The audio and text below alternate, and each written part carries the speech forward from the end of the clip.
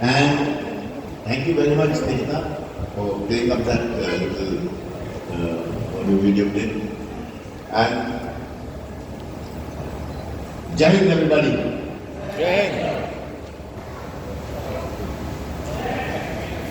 Come on, Hyderabad.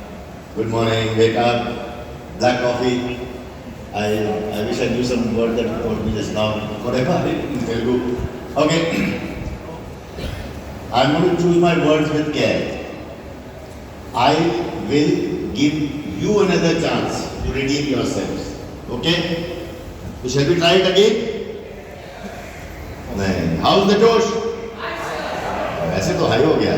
Okay. Get ready. Jai Hind, everybody. Thank you. ये हुई ना बात. Thank you very much for inviting me to this Hyderabad Economic Forum. You know, there is often a debate called that guns versus butter debate, or nowadays it's called bread versus bullet. And that means that every rupee that is spent on defense is called a burden. But I am here to tell you that it is not a burden, it is an investment. It is that kind of an investment which pays dividends that no balance sheet can capture. Okay, how many of you are in some kind of business or the other? Show of hands, please. Some business. Yes, of course, you bet, I know. How many of you are into business or working for business houses? Can any business person tell me what is their biggest hidden cost? I think it is the cost of uncertainty. The Indian Army absorbs that cost of uncertainty so that you don't have to. Right, I'll talk about this now. And don't worry, a lot of people have told me when they met me earlier, I will talk about Puri surgical strikes as well. I will give you a first-hand report as to how it happened. Now, the relation between war and economic prosperity is really to be understood like this. Even a tea vendor in Warangal is affected by a conflict in Iran, isn't it? 3 days ago, 4 days, Monday, when Donald Trump announced that they were nearing a deal and Donald Trump said, now we are going to reach a deal and we are going to lift the blockade, our Sensex jumped 1187 points. Closer home, in Operation Sindoor, in overnight, one day, the Sensex was wiped out by over 1200 points. More than 7 lakh crore investor wealth was wiped away. That clearly shows why the kind of interaction there is between war and the economic growth.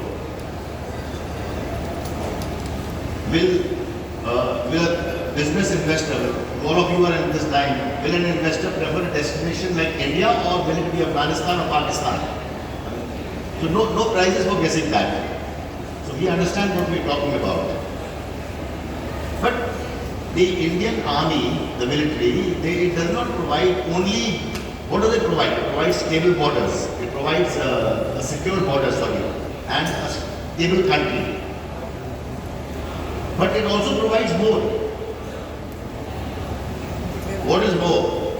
It's not only guarding the borders or keeping the country free of terrorists. It is also making sure that it also drives the domestic growth. Manufacturing in a very big way. You take big business houses around the world, Lockheed Martin, General Electric, Boeing, Airbus, I can name more. All of them are actually military order suppliers, basically. They manufacture missiles and rockets. So they drive the growth, the economic growth of that country. And that's what is happening in our country. Over the last 10, 12 years, our Atmanirbharta, Make in India push has actually started driving economic growth in our country as well. And something very interesting, what the military does. The military also, there are many innovations and inventions that the military brings to the mankind. Alright. All of you use a computer, a laptop. In fact, all of you use a phone, right? There are more than one phone in some of your hands, I see. This is also a small computer, isn't it today? It's a palm top. All of you use computers. All of you use internet. All of us use internet, right? Most of us use GPS while coming here. If you drive a Tesla, you have radars in your car also. You use drones for photography, even for weddings. Of course, larger issues, drones are creating havoc around the world, but drones are used everywhere. Guess what is common between all this? All these things that I mentioned to you, what is common? Anyone? All these are military inventions, either in World War II or later. All these are a result of armies or air force or navies providing for them. I'm going to shock you or at least surprise you with some very unthinkable things. The duct tape that we use so often is a Second World War thing. Military packages it was made for that. The duct tape, aviator glasses for the pilots to wear, wristwatches.